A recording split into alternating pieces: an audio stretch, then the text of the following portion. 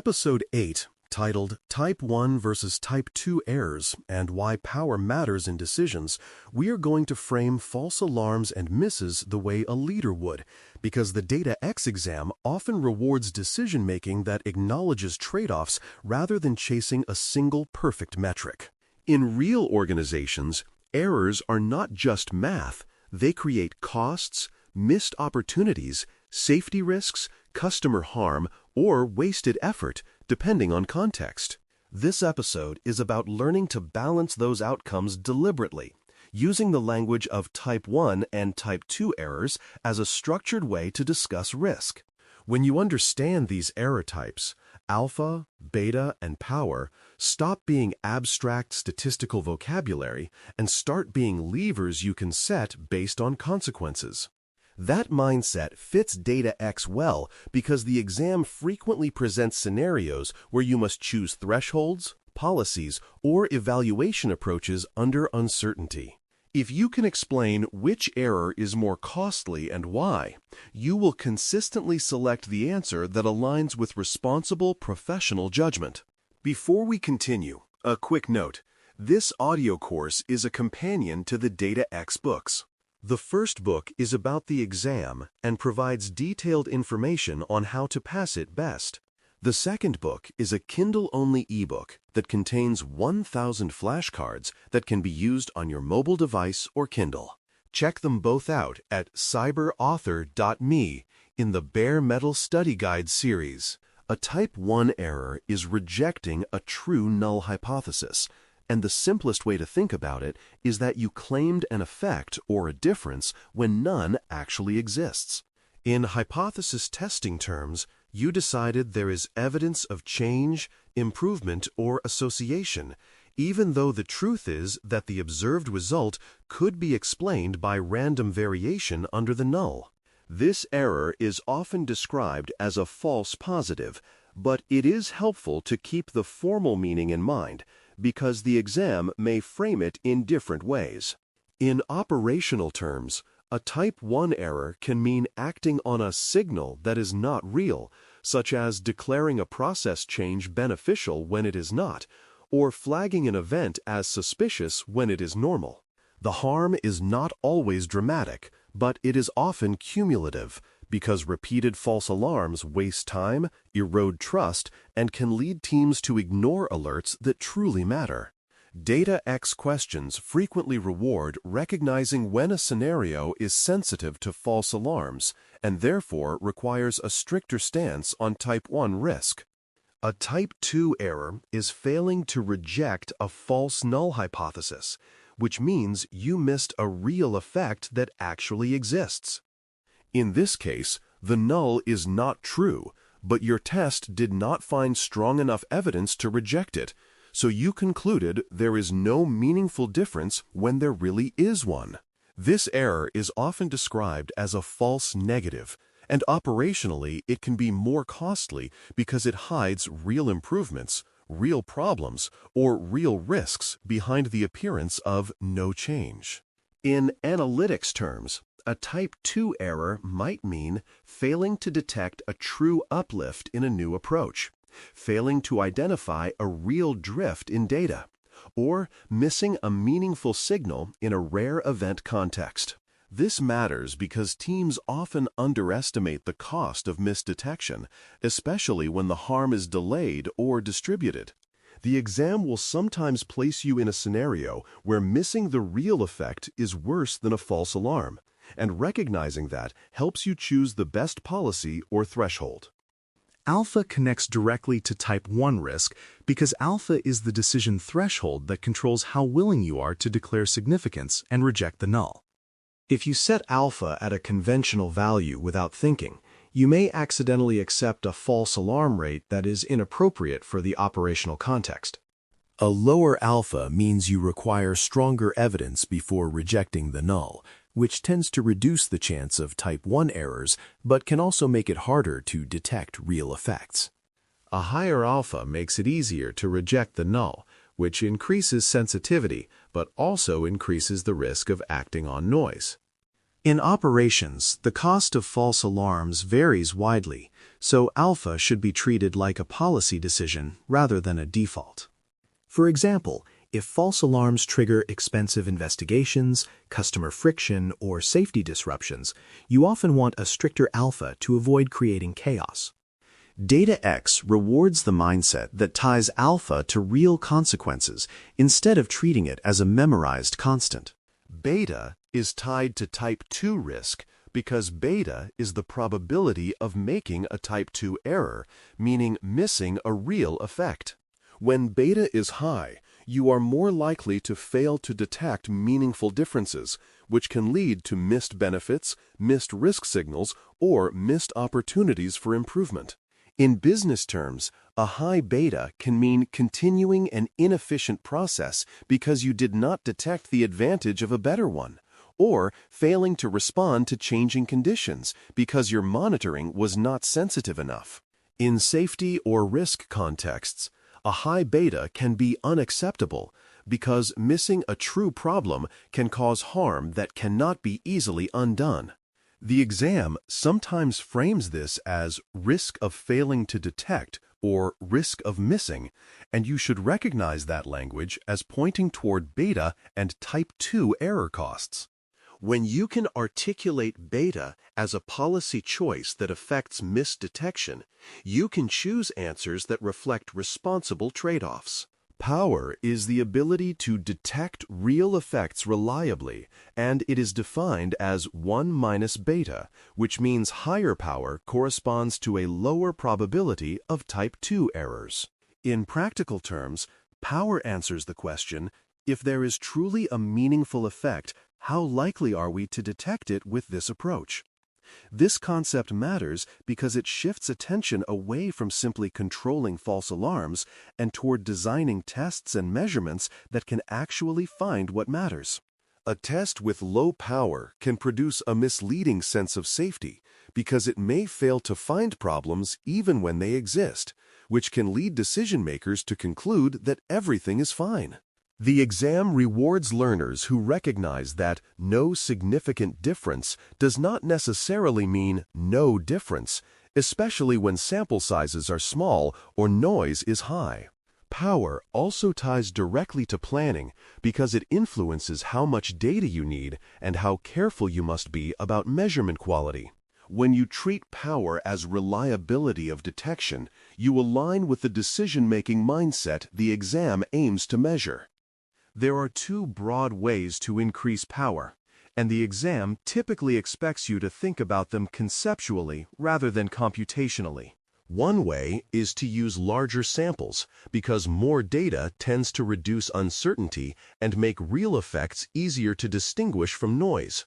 Another way is to create clearer signals, which can happen through better measurement, reduced variability, improved experimental design, or more precise definitions of outcomes.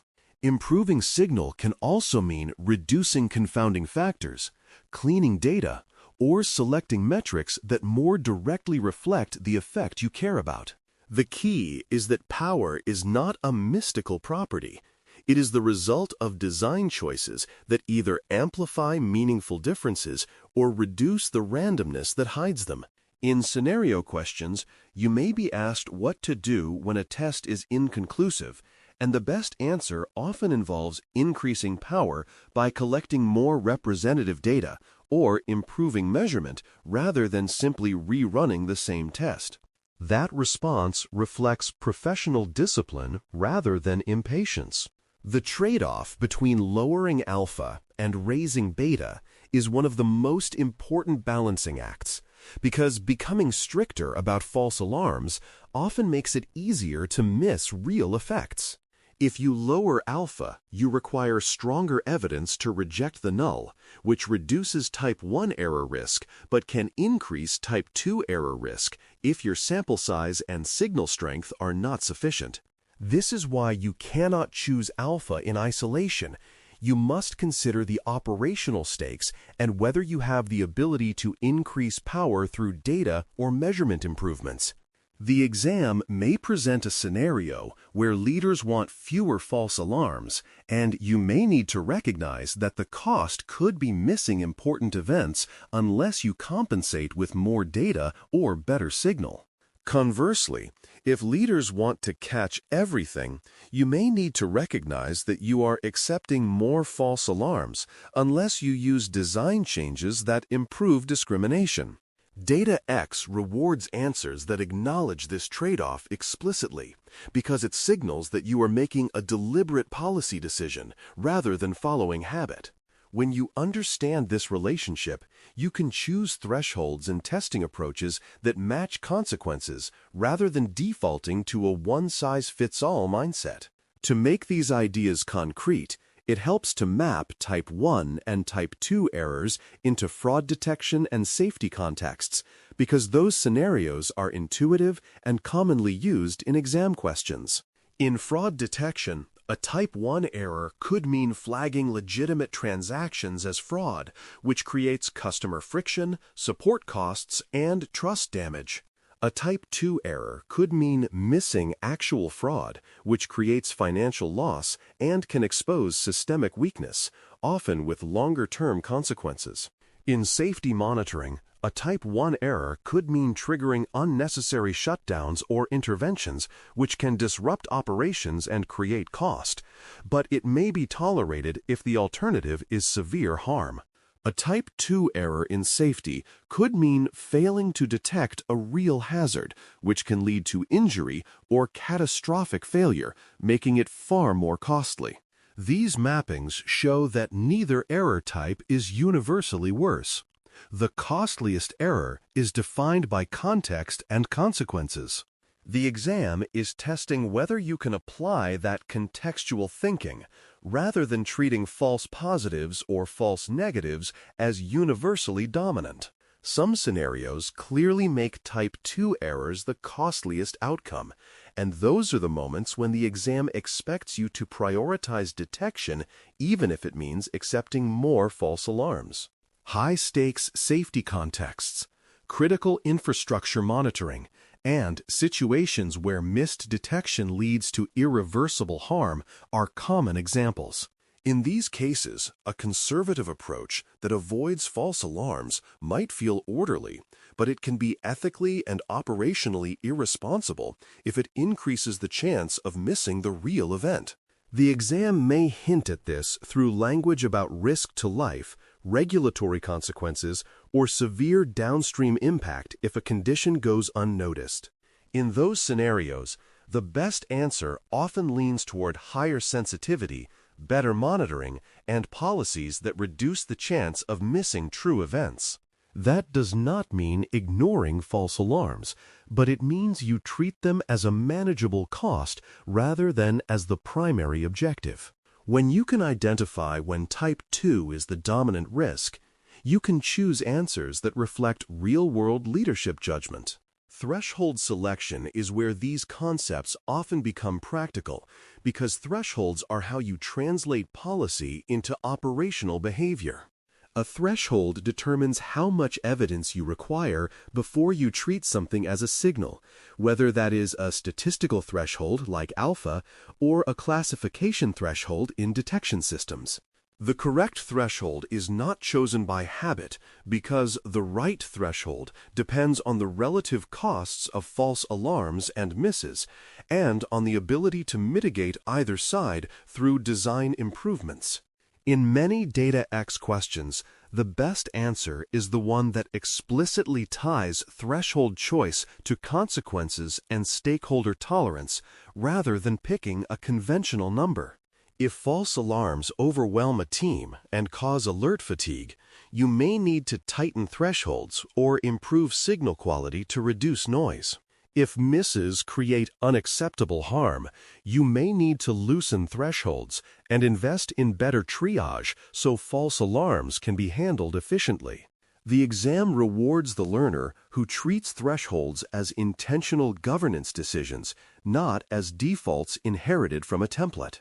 Power also links tightly to effect size, noise, and sample size, and understanding that trio helps you reason through inconclusive scenarios. Effect size is how large the real difference is, meaning that larger effects are easier to detect than tiny ones. Noise is the variability in the data or measurement, meaning that more noise makes it harder to distinguish signal from randomness.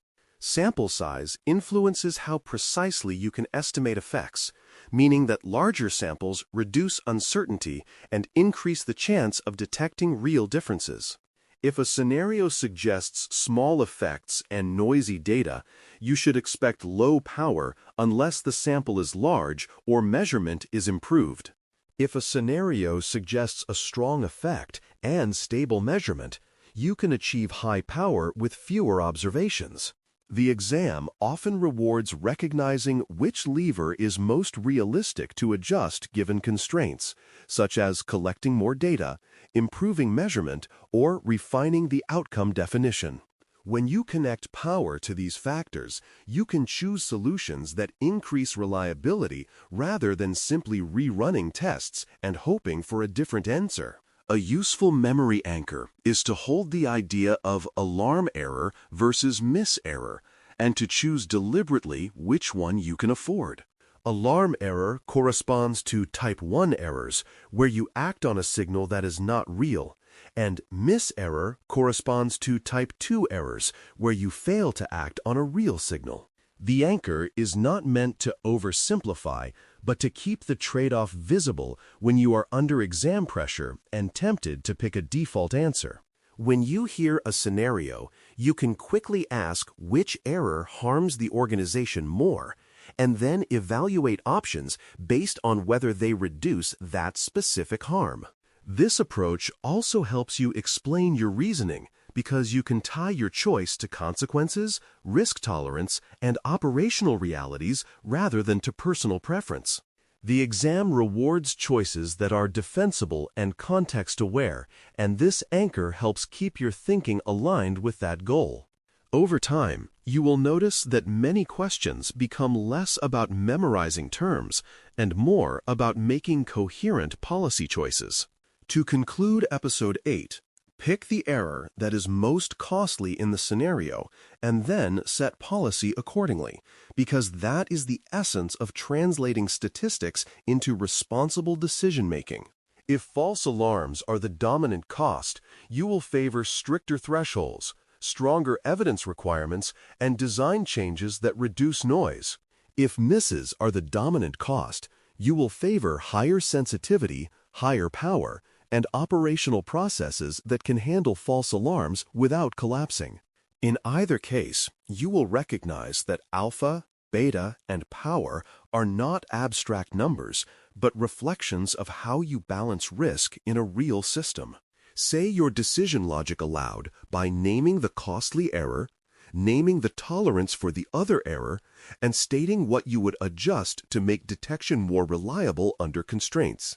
When you practice this consistently, you will find that DataX questions about significance, thresholds, and evaluation become much easier because you are reasoning from consequences rather than from habit. That is the mindset of a leader, and it is also the mindset the exam is designed to reward. Thanks for listening. For more audio courses, daily newsletters, and more, please visit DailyCyber.News.